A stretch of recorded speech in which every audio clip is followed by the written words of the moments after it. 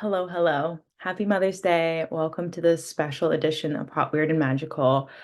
I wanted to do this tapping because women have so much guilt and shame that we're carrying around and that we're passing through to the next generations. I was in a EFT trial. I'm still in the EFT trial for eyesight, and one of the weeks we tapped on guilt. And in the trial, they talked about how we, as humans, store emotions in our body, store experiences in our body. And so the tapping, they were sort of the assignment was to tap on anything that you felt guilty about for the next week.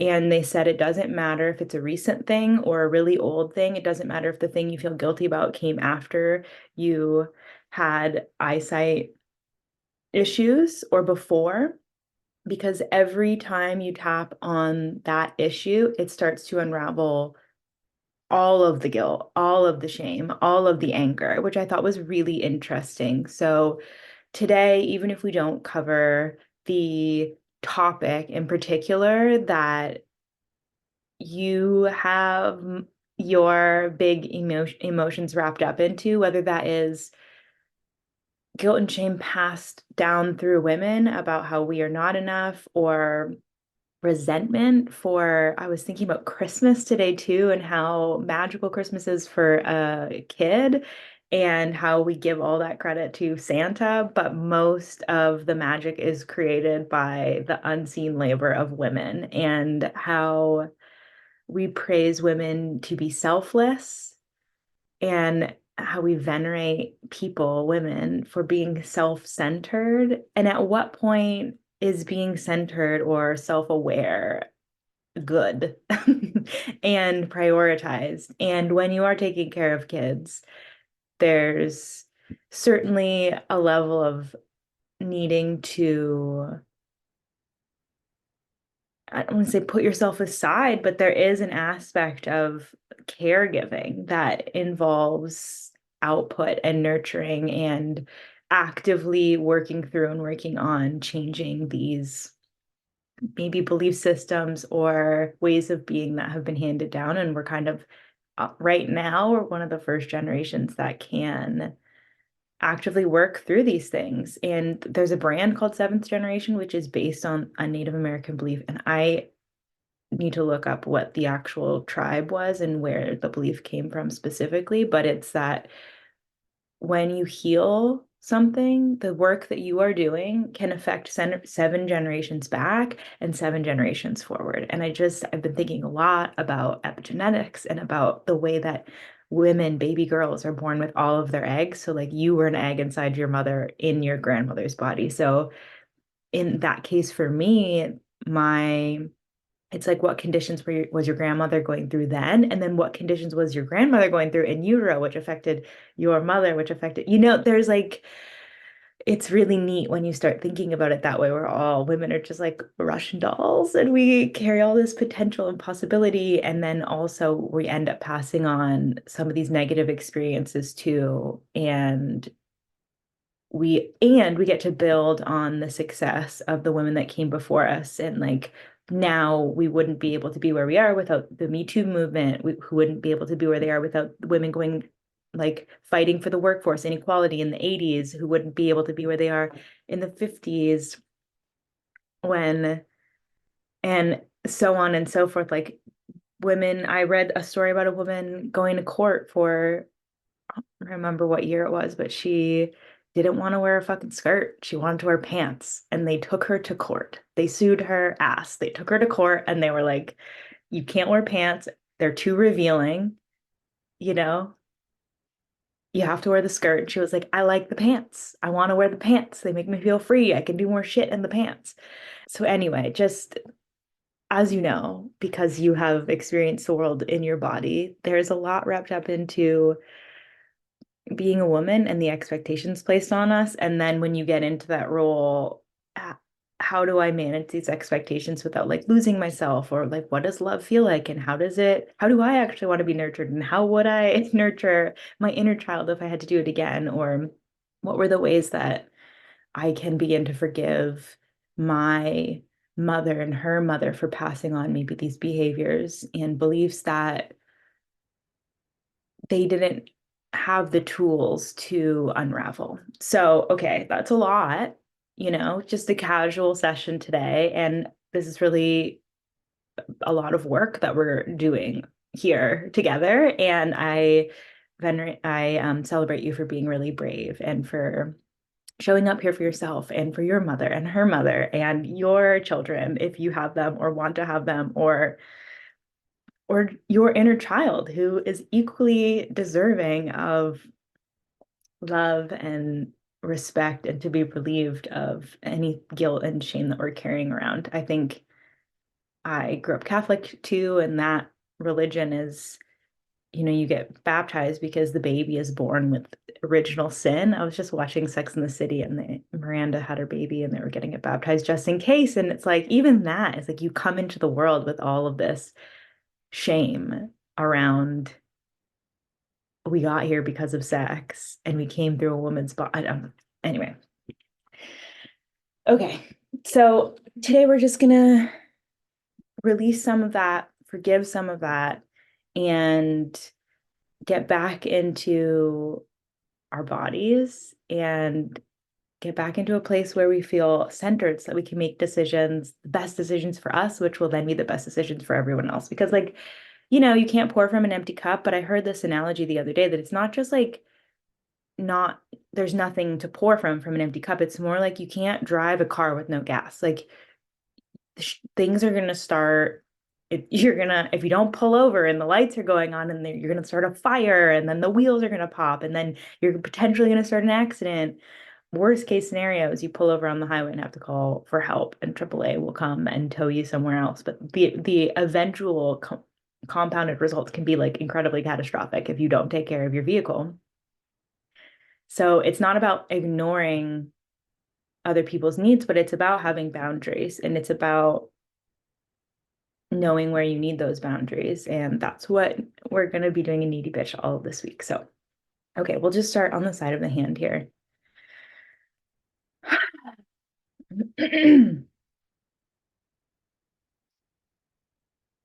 I sometimes feel guilty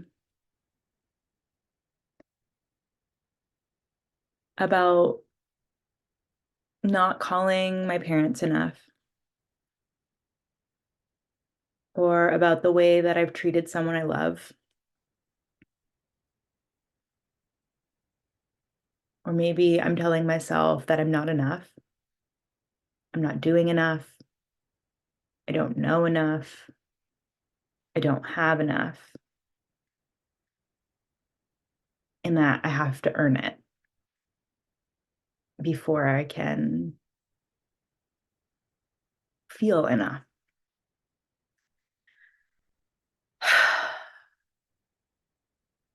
And I don't think this started with me. Maybe I know about some of the trauma and the tragedies my mother went through, and her mother. And maybe my family has been very tight-lipped about it. But I can guess. Because I know enough about being a woman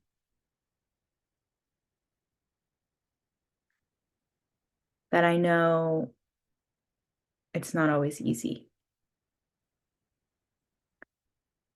I know people sometimes take advantage. I know it can feel dangerous and scary.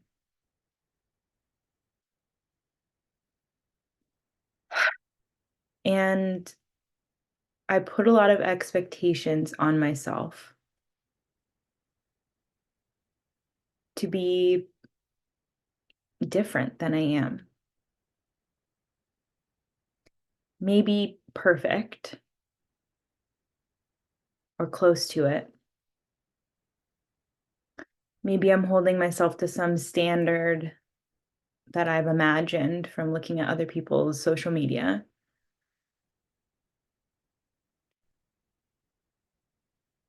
maybe the expectations come from my parents, and maybe it came from their parents too. And while I do care about all of the people in my life, and I do want to be the very best version of myself,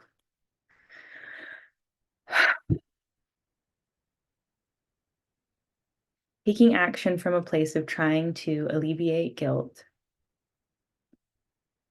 to be perfect, or to do what I think other people want me to do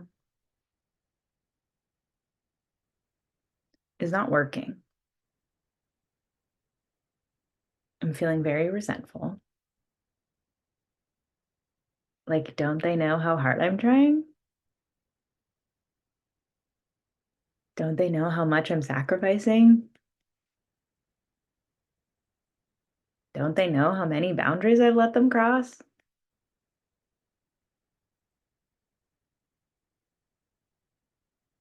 Maybe I learned this from a parent.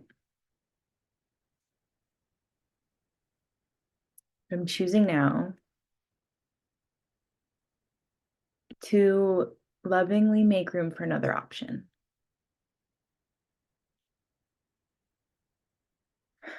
I'm choosing now to forgive myself for not knowing how to do it differently, for punishing myself for what I think might just be being human.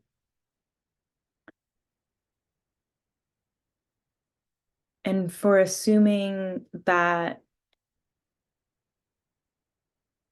I have to change everything in order to be enough.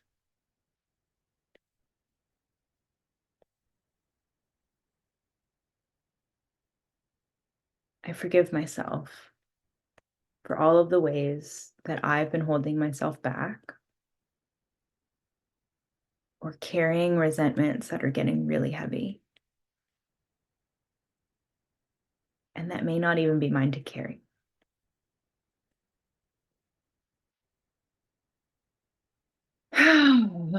I accept that this is where I'm at today. I accept that I had the childhood I had. I accept that my mother is the mother she was.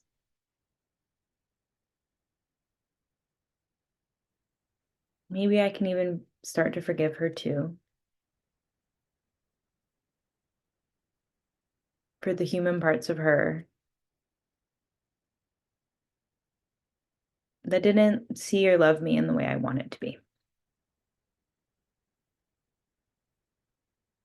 Because I think she was just doing her best too. And she did not have as many tools as I have now. That sounds really hard, actually. So even though I've been carrying around all this guilt, maybe all this shame, I think I'm going to put it down. And I might even be ready to try something differently and to see what life feels like without it. Okay. Deep breath. Ooh. And drink water if you have it. If you don't, pause me, go refill. If you're watching the replay, how's that going for everybody? Throw it in the chat. If anything resonated, yawns, yes, yawns, tears. Yeah, this is heavy. This is a lot. And I just, again, thank you for being here. Take care of yourself today. Be gentle. Okay. Anything specific anybody wants to tap on, throw it in the chat and I will incorporate it. And if not, Let's just keep going down this road. Okay.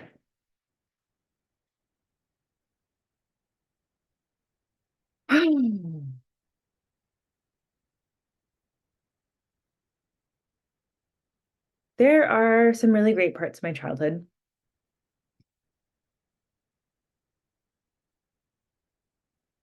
And there are some parts that I would do differently if I was raising myself.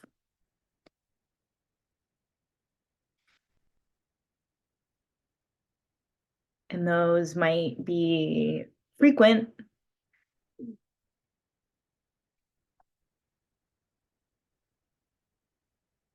or maybe few and far between.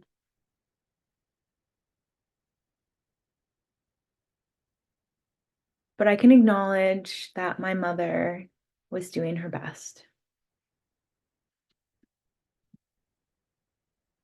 and that she probably had a lot of unprocessed emotion and guilt herself, just from being a human.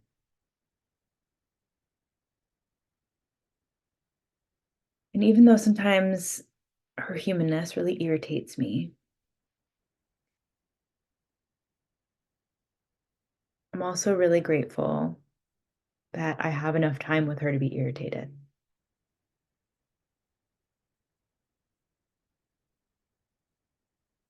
that I have enough time with her to know where these quirks might be coming from. And even though sometimes she might do or say something that makes me feel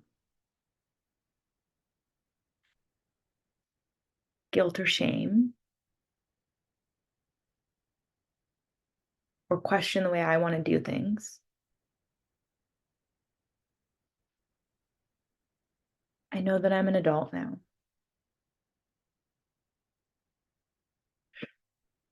And ultimately,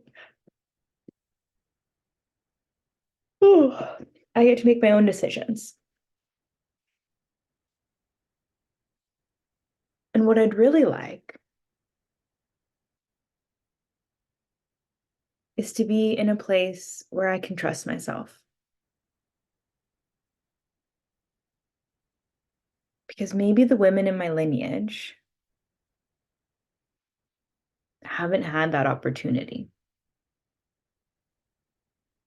not fully,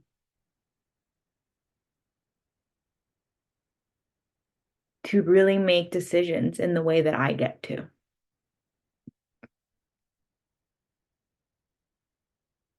By being in touch with my intuition, by really knowing what my patterns are,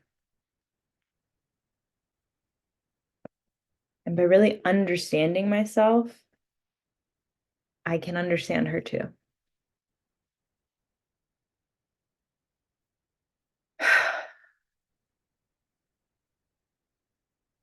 And if I have kids, or I'm just around my friends or siblings' kids,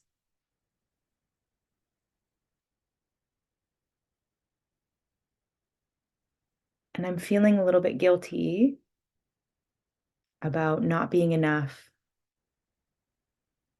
or the way I said something, or maybe the way I showed up in the past, I'm going to choose now to accept that I'm a human, to remember that I am always doing my best. I'm going to choose to forgive the past versions of me whose best wasn't as good as it is right now, because I'm always getting better. I'm always learning new things.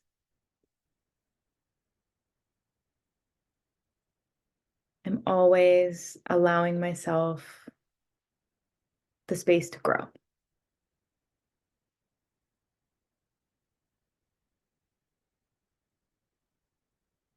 And I don't think guilt is actually that helpful.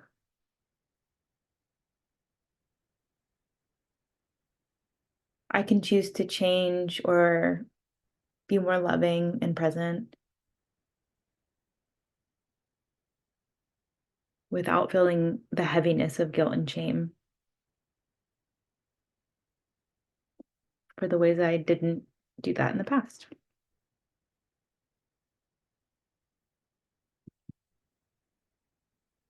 'Cause carrying around so much guilt and shame really just keeps me circling something that I'd like to let go of,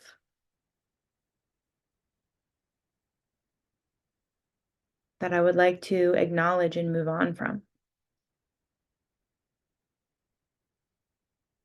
that I would like to accept and forgive.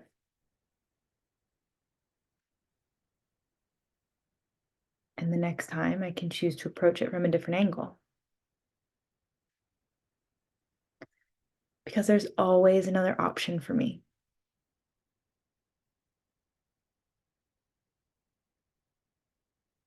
So even though I've been taught that guilt is just a part of life and maybe a big part of life,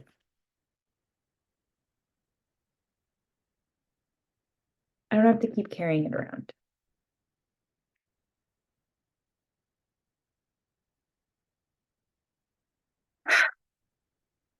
I don't have to carry around the resentment that guilt calcifies into.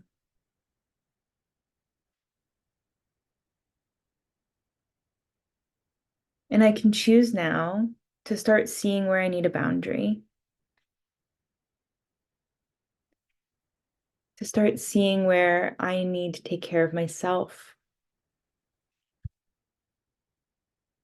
so that I can be there for others in the way that I want to. Because the more I know, like, and trust myself, the more I can know, like, and trust the people around me. The more I'm willing to forgive, accept, and love myself, the more I can forgive, accept, and love the people I care about.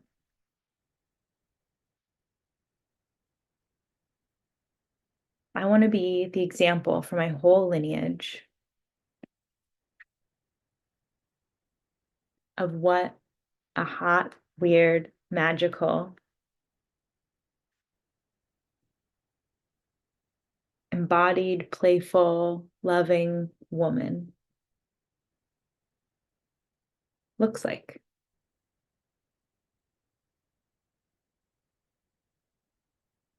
So I'm going to continue to show up and do my very best and forgive myself for the times when my best wasn't as good as it is now. I'm choosing to get off the Ferris wheel of rumination. I'm choosing to put down the resentment and to stand tall and know that I have a choice to act differently now.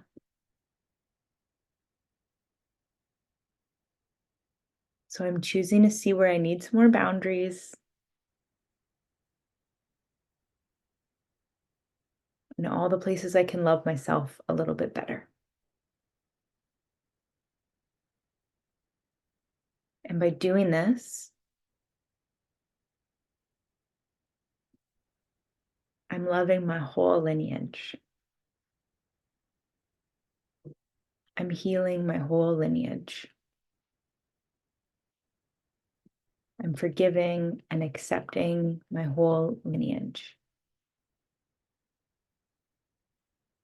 Or at least I'm starting to.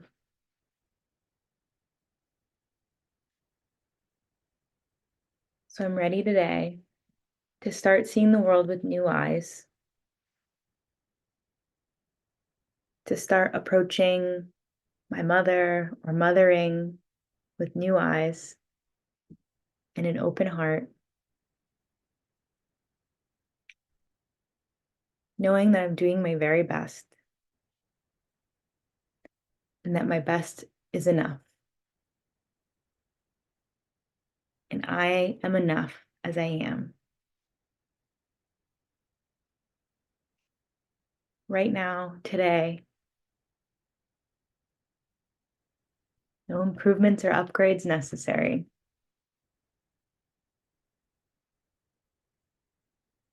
And the more I love myself right now, today, the more I can see that the people around me just want to be with me, warts and all.